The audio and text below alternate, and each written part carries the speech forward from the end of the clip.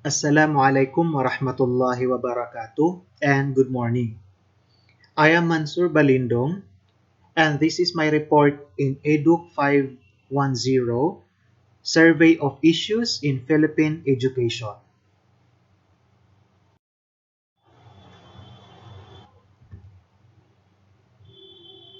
We are tasked to report Module 3, Lesson 2. The topics assigned to me and Ma'am Rosaifa Haji Ali are the history, goals, curriculum, and problems and issues of teacher education in the Philippines.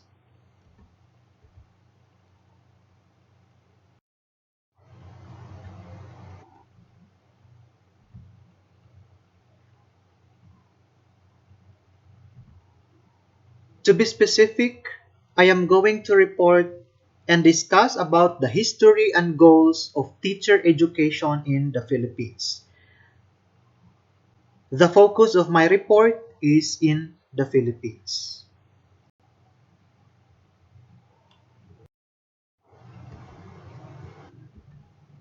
But before we proceed with the assigned topics, let us know first what is teacher education.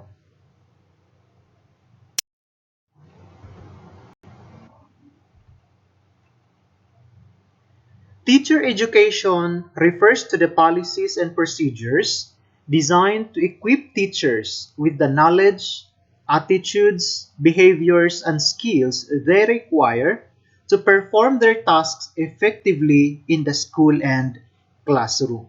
So when we say teacher education, kasama na dyan sa pinag-aaralan yung mga policies at saka procedures, no, na kailangan ng mga teachers para ma-perform nila or magawa nila yung mga tasks nila sa school at sa classroom effectively. In early times, teachers were often scholars or clergymen who had no formal training in how to teach the subjects of their expertise. In fact, many believed that teachers were born, not made. So, nung mga nung bago pa lang yung teacher education, karamihan kung hindi man lahat ng mga teachers ay mga scholars, no? Or yung mga leaders of religious activities. Sila yung karamihan sa mga teachers na walang formal training kung paano magturo. In fact, karamihan sa mga tao noon, ang paniniwala nila, teachers were born, not made. Kumbaga, kung ipinanganak kang teacher, teacher ka. Kung hindi ka ipinanganak na teacher, hindi ka teacher. It was not until the emergence of pedagogy, the art and science of teaching, as an accepted discipline that the training of teachers was considered important.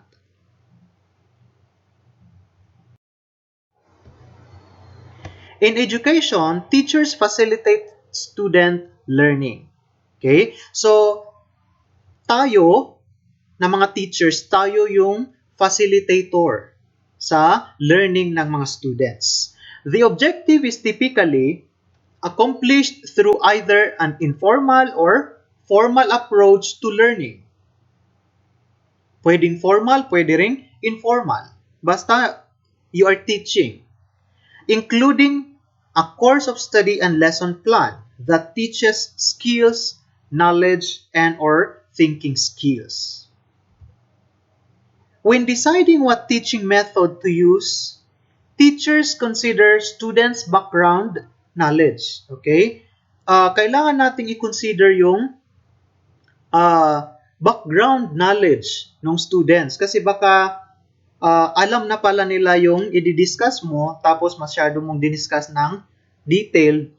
So, parang magiging boring yung discussion. So, dapat alam mo muna yung or kailangan mong i-consider yung background knowledge nila, yung environment. Okay? And their learning goals. Ano ba yung learning goals? as well as standardized curricula as determined by the relevant authority. Okay? Kasi hindi pwede na kung ano-ano lang yung itinuturo mo. Kailangan nandun yung dinidiscuss mo doon sa curricula. Okay? Na binigay ng relevant authority.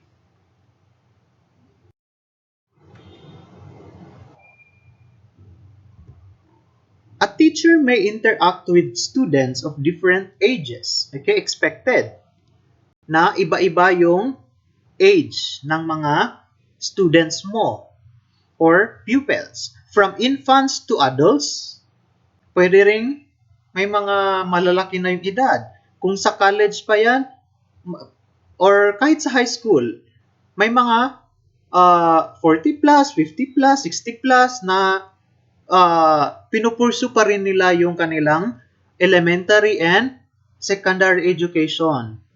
Kasi gusto nilang achieve yung dreams nila. Students with different abilities, okay, expected din yan, including gifted students and students with learning disabilities. So, hindi as teachers, hindi tayo dapat mag-expect na pantay-pantay yung abilities ng students. Hindi tayo dapat mag-expect na pare-pareho yung learning skills nila. Okay? We have to expect na iba-iba. May mabilis makaintindi, mayroon namang mabagal makaintindi. So, expected na yan, no, sa teacher education. Hence, teaching is a complex job. Okay? Teaching is a complex job.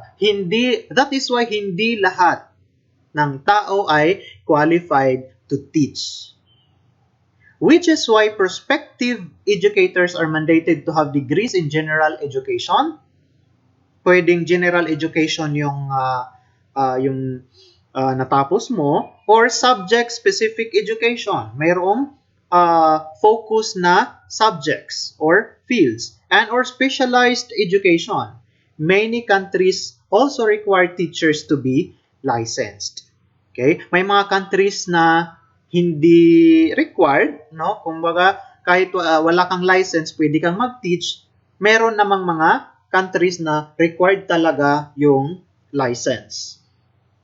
Beyond legislative dictum, a person must be rigorously trained and educated in methods and skills that eventually make him or her an effective teacher. Okay? So, kailangan talaga ng training. Okay? Kailangan ng training para matutunan natin, no? Matutunan ng mga future educators or teachers yung methods at saka skills na kailangan para maging effective teacher. Anyone who chooses a teaching career in the Philippines must hold a degree in teacher education. Okay? Dito sa Pilipinas, kung magtuturo ka sa elementary at sa high school, kailangan meron kang degree in teacher education. Okay? Or at least meron kang units, no, sa teacher education. Depende sa nagha-hire na school. Pero kung sa government, kailangan meron kang degree in teacher education. Teachers in public and private elementary schools must have at least a bachelor's degree in elementary education. High school teachers are expected to have a bachelor's degree in secondary education with specialization, a major and a minor in high school subjects. Ang pinaka-common na kinukuha na specialization or major is English, social studies, mathematics, science, ganyan. Both degrees are awarded upon successful completion of approved teacher education courses in recognized institutions. So that is a short background of what is teacher education.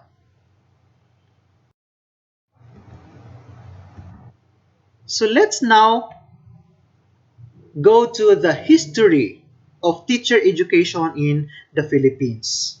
paano ba nagsimula ang teacher education dito sa Pilipinas? Or ano ba ang pinagmulan ng teacher education dito sa Pilipinas? Paano na-develop? Paano na-improve hanggang sa present na kalagayan ng teacher education dito sa Pilipinas?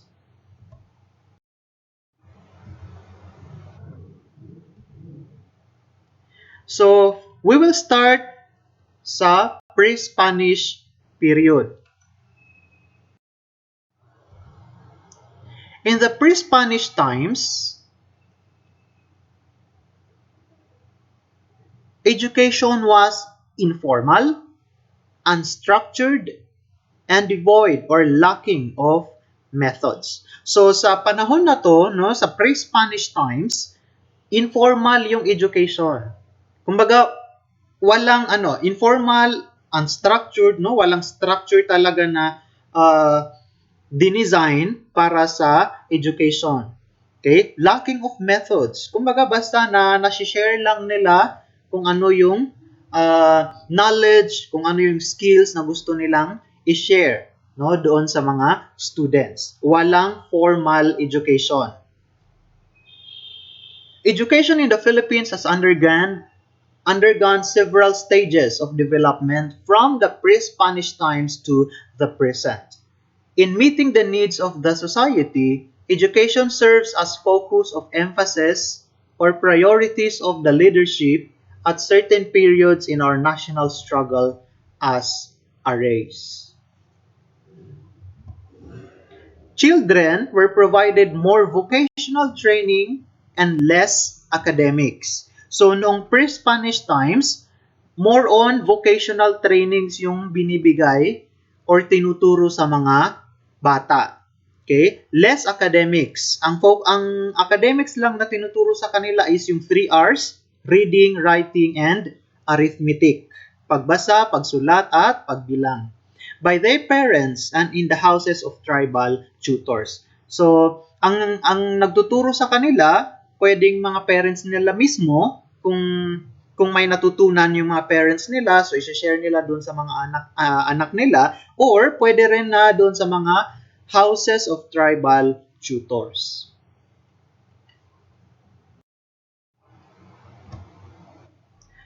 So we also have, no, let's move sa Spanish period, no, sa panahon ng mga Spaniards. So sa panahon na to, sa Spanish period, 4 ang educational decrees na issue, no, by the Spanish government. We have the Educational Decree of 1765, Educational Decree of 1772, Educational Decree of 1863, and Educational Decree of 1871.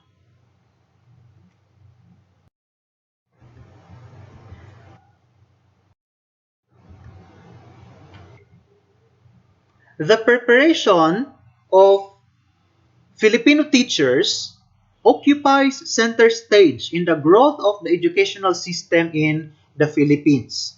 From the time the Spanish colonizers established a school system, that center stage has received the continued attention of government and other sectors.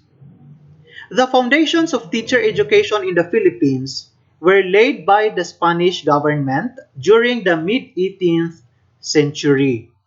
Okay? So, sa time na to ng Spanish government, nagkaroon na ng foundation. Okay? Gumawa sila ng foundation ng teacher education. It is said to have begun on August 4, 1765, when King Charles of Spain issued the Educational Decree of 1765, requiring each village to have a maestro. Okay? So ito na yung simula ng pagkakaroon ng formal education, no? Ang pinakaunang formal issuance is yung Educational Decree of 1765. So ni-require ng Spanish government na kada village ay mayroong maestro. The pre-Spanish system of education underwent major changes during the Spanish colonization. Kasi nga yung pre-Spanish, informal, unstructured, di ba? So, nagkaroon ng major changes talaga. The tribal tutors were replaced by the Spanish missionaries, di ba? Sa pre-Spanish parents or tribal tutors. Pero, sa Spanish government, pinalitan na sila ng Spanish missionaries. Education was religion-oriented. Okay? So, dito, sa Spanish period, ang focus ng education ay religion. Religion-oriented. It was for the elite, especially in the early years of Spanish colonization. So, hindi lahat ng tao ay nakakapag-aral. Okay?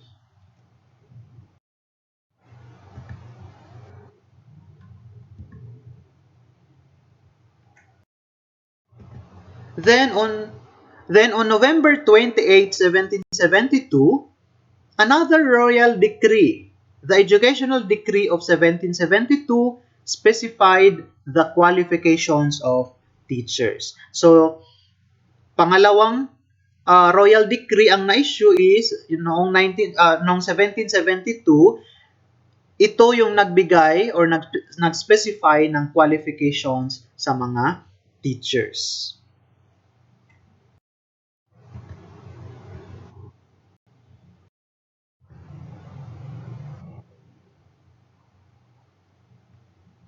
The first systematic efforts to train Filipino teachers during the Spanish regime began with the promulgation and enactment of a royal decree.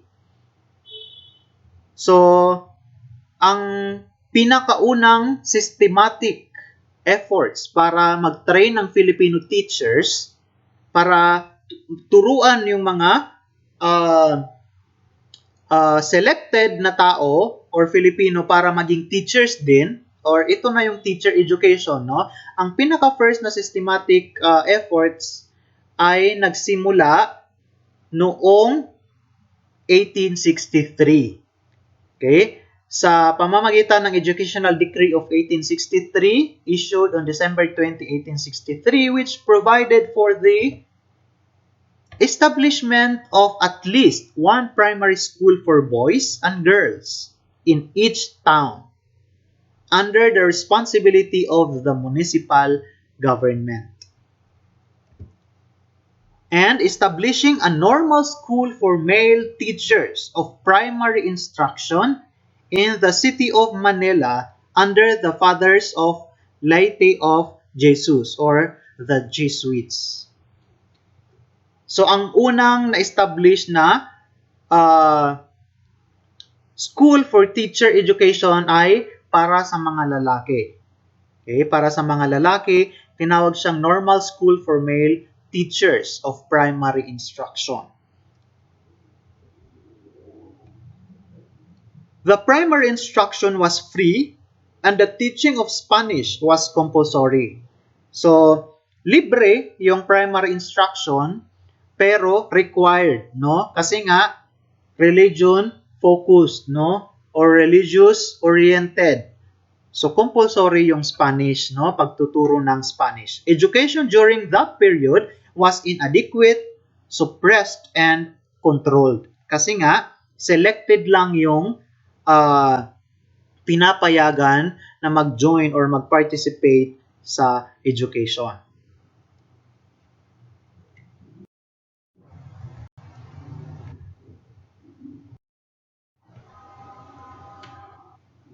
The education of female teachers started in the Municipal School of Manila with the issuance of a decree by the Superior Civil Government on November 30, 1871.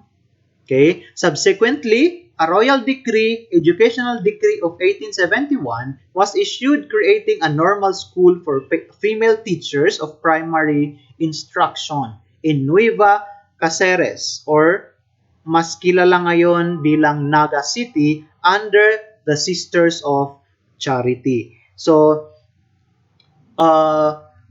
nauna na na-establish yung school or normal school para sa mga male teachers of primary instruction. No?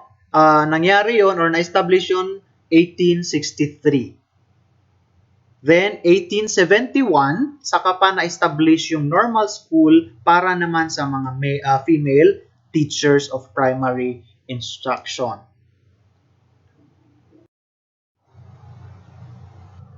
So, yun yung mga pangyayari, no? Historical developments sa teacher education during the Spanish period.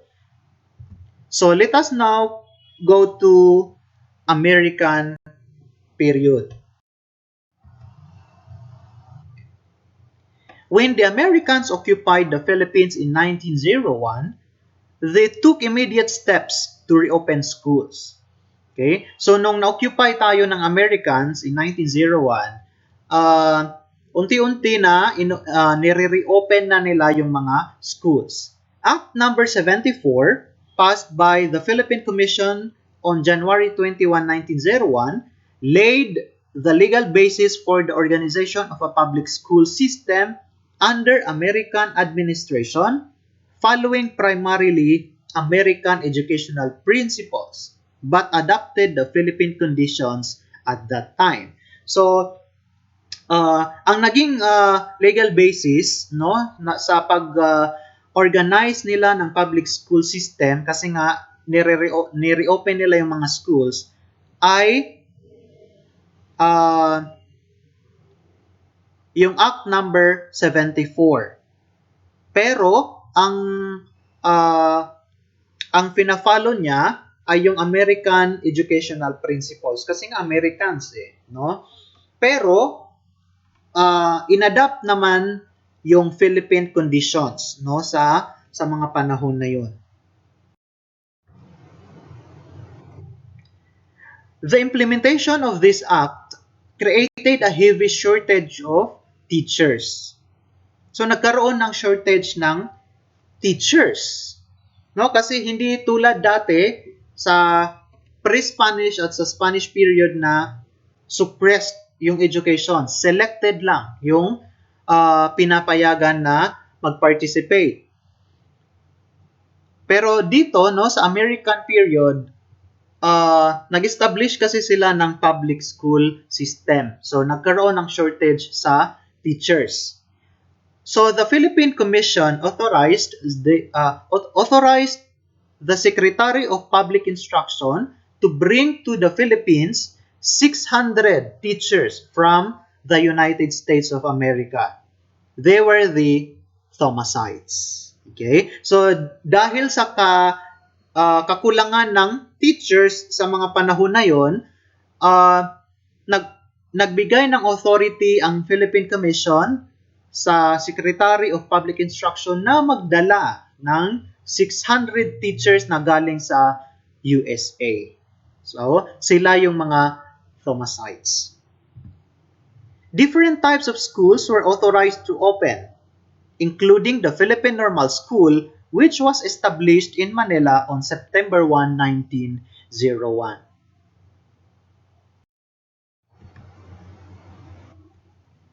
The high school system supported by provincial governments, special education institutions, School of Arts and Trades, agricultural, school, and commerce and marine institutes were established in 1902 by Philippine Commission. So medyo dumadami na yung mga schools, no, na iba-iba yung focus. May special education, may arts and trades, may agriculture, may commerce and marine institutes.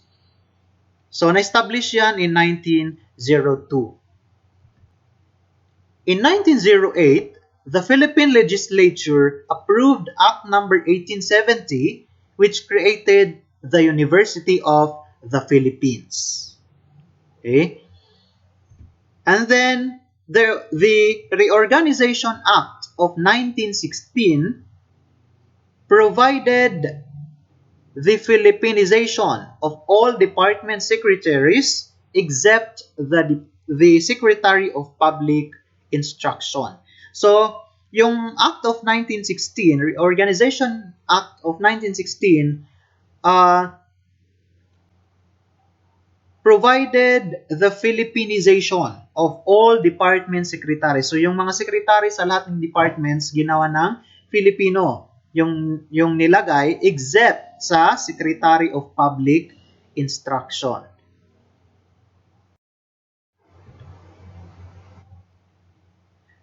So yun yun naman yung during the American period, no? So doon na establish yung uh, iba't ibang schools, no? Including the University of the Philippines. So let us now proceed sa Commonwealth period.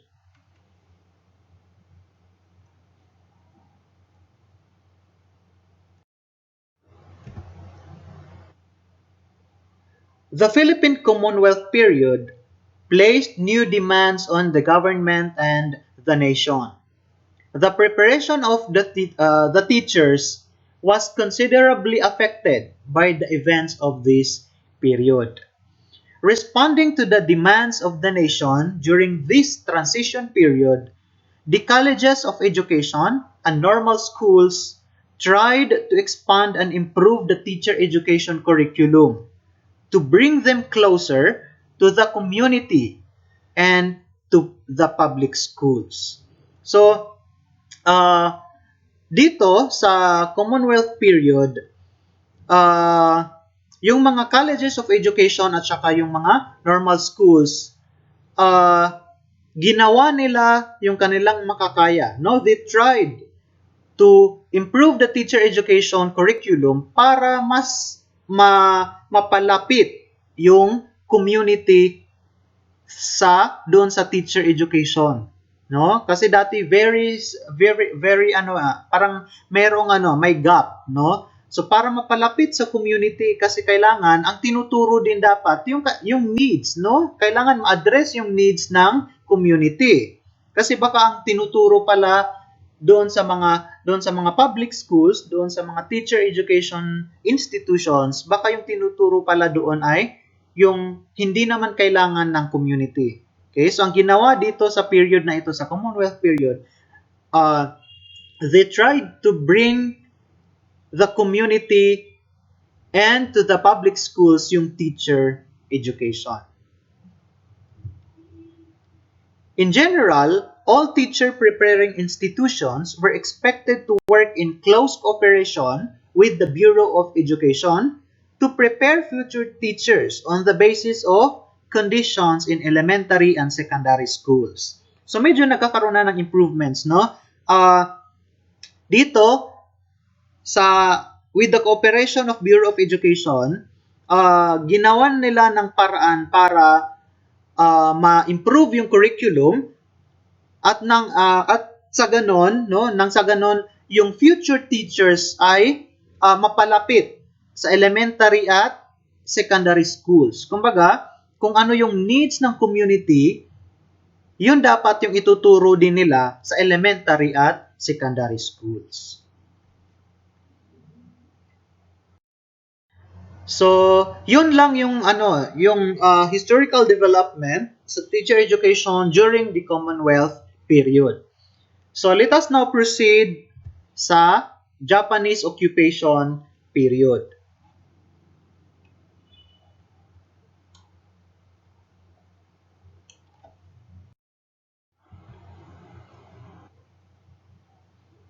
Japanese educational policies were embodied in Military Order No. 2 in 1942. The Philippine Executive Commission established the Commission of Education, Health, and Public Welfare, and schools were reopened in June 1942. The reopening of schools on June 1, 1942 by the Japanese military administration required a reorientation and retraining of Filipino pre-war teachers. Nagkaroon ng reorientation kasi syempre iba yung gusto ng Japanese, no, in terms of education, iba din yung gusto ng American administration. So, kaya nagkaroon ng reorientation and retraining sa mga teachers. A normal institute for this purpose was established with the first regular session on September 1, 1942, continuing for 15 weeks until December 11, 1942. The Normal Institute was conceived primarily to introduce and disseminate the Japanese language and culture. Okay, so iba naman ngayon yung focus ng Japanese government, no, sa education. Ang gusto nila, ang focus is para ma-introduce at ma-disseminate yung Japanese language and culture. Then on October 14, 1943, the Japanese-sponsored republic created the Ministry of Education. So ginawa nila yung Ministry of Education. Under the Japanese regime, the teaching of Tagalog, Philippine history, and character education was reserved for Filipinos. Okay? Love for work and dignity of labor was emphasized. So, malaking development na din ito, no, during this period, kasi pinayagan ng maituro, no, yung Tagalog, Philippine history, and character education sa mga Filipinos. Okay? And ang in-emphasize is love for work and dignity of labor.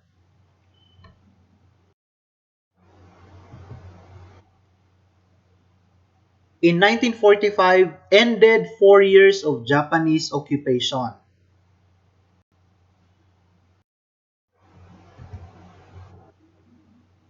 The community school movement in the Philippines was born with teachers receiving a new orientation toward community development.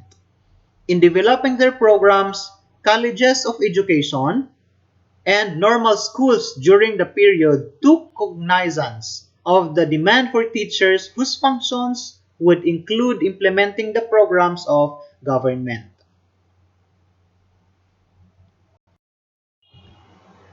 On February 27, 1945, the Department of Instruction was made part of the Department of Public Instruction. Considering the shortage of qualified teachers as a result of the last World War and the urgent need to rehabilitate the country, universities and colleges opened teacher education programs to meet the demand for qualified teachers. So, nagkaroon na ng teacher education programs sa mga universities and colleges para maturuan din yung mga students kung paano maging teachers, no?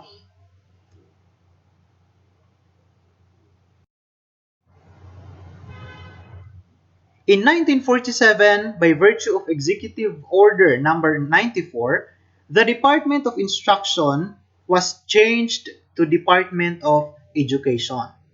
During this period, the regulation and supervision of public and private schools belonged to the Bureau of Public and Private Schools. With the approval of the Bureau of Private Schools, private universities and colleges of education offered a 2-year normal curriculum leading to the elementary teacher's certificate, a 2-year ETC home economics curriculum, and a 3-year combined general and home economics curriculum.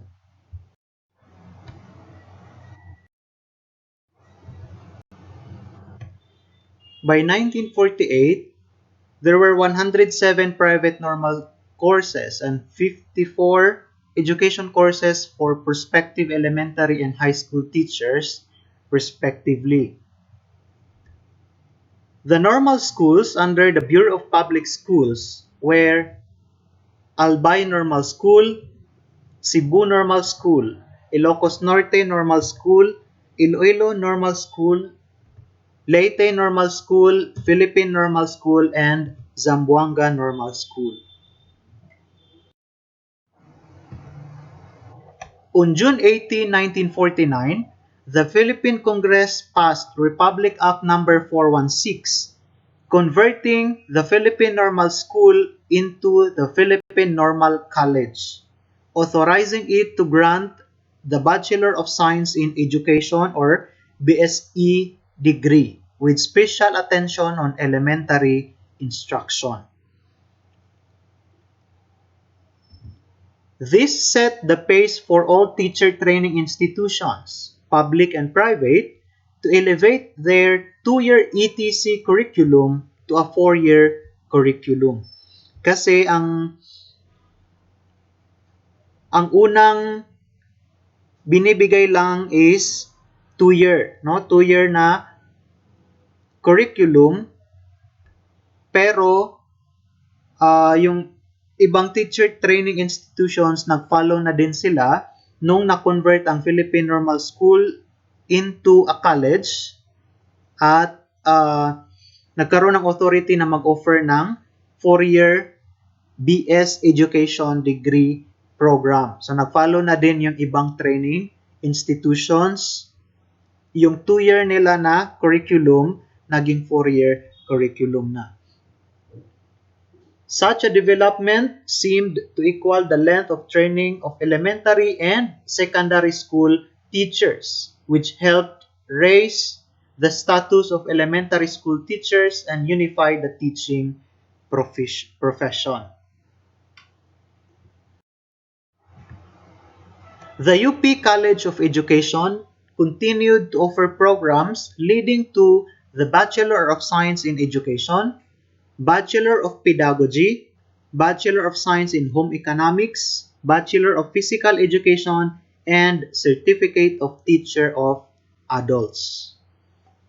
So before meron ding, hindi nga lang siya bachelor pero certificate para maging Teacher of Adults. The growth of the teaching profession was phenomenal during the last half of the 1960s to the early part of the 1970s. The increasing popularity of the teaching course accounted for the tremendous increase in the number of teachers. Conferences, seminars, and workshops continue to be undertaken by professional organizations, notably the Philippine Association of Teacher Education or PAFTE, to deliberate on vital matters related to teacher education and recommend to policymaking bodies like the Department of Education, Culture, and Sports or DECS, CHED, and Congress reforms to make teacher education more relevant and responsive to educational needs and development.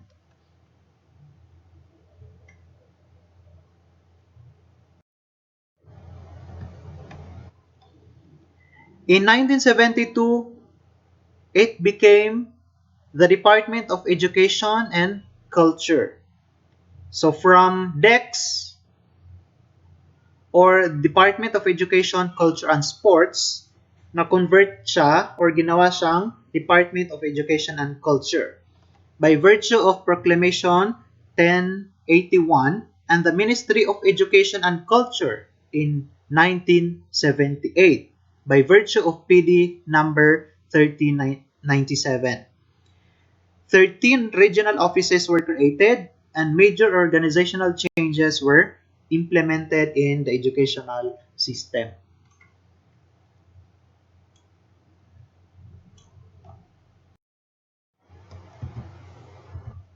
So, na-create yung CHED in 1994 and yung TESDA in 1995.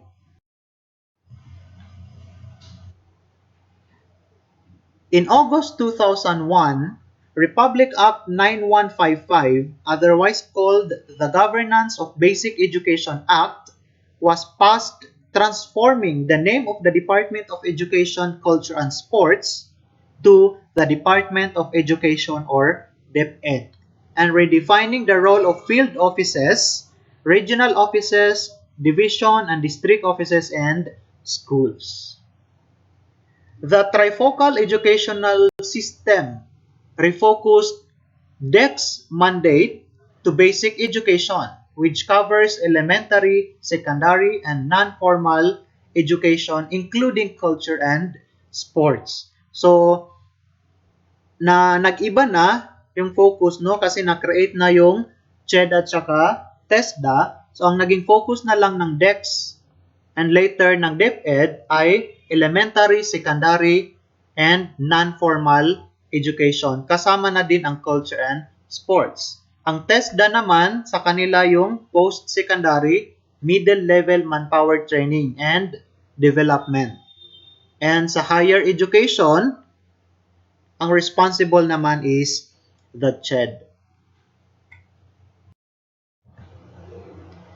Then, two legislative initiatives which have given a boost to teacher education and to the teaching profession are Republic Act 7784, providing for the establishment of centers of excellence and creation of a teacher education council, and RA 7836, prescribing the licensure examination for teachers. No? So na-create yung LET or na-require yung LET or licensure examination for teachers by RA 7836.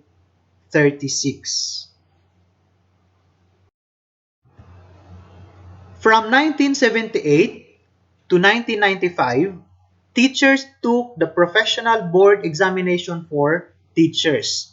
From 1978 to 1995, ang tinitake ng mga teachers ay PBET or Professional Board Examination for Teachers, na ang nagbibigay ng exam ay Civil Service Commission pa. To pursue and implement RA 7784, regional centers of excellence and development were identified and recommended by the Technical Panel for Teacher Education of CHED, guided by the criteria prescribed by the law. And then, the first licensure examination for teachers or LET was administered by the Professional Regulations Commission or PRC in 1996. So, nagsimula yung LET noong 1996. The two laws recognize the vital role of teachers and reflect the government's commitment to quality education.